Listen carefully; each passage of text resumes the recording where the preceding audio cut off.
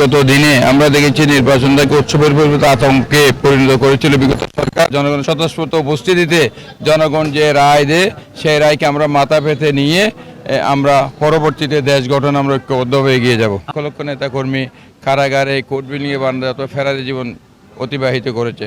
তা আজকে পরিবর্তিত পরিস্থিতিতে সবার মাঝে একটা উৎসাহ উদ্দীপনা, যে একটা নতুন পরিবেশ আসছে, ভোটের পরিবেশ আসছে, জনগণের নির্বাচিত সরকার দেশ পরিচালনার দায়িত্বভাবে এই প্রত্যাশা নিয়ে সবাই কাজ করছে এবং আমরা আশা করি যে গণতন্ত্রের বিকল্প কোনো ব্যবস্থা হতে পারে না। এখানে আমরা হিন্দু, মুসলমান, বৌদ্ধ, খ্রিস্টান সবাই আমরা বিএনপি একটা রেইনবো নেশন, একটা মানবিক বাংলাদেশ সৃষ্টি করতে চাই, একটা অসাম্প্রদায়িক বাংলাদেশ আমরা প্রতিষ্ঠিত করতে চাই।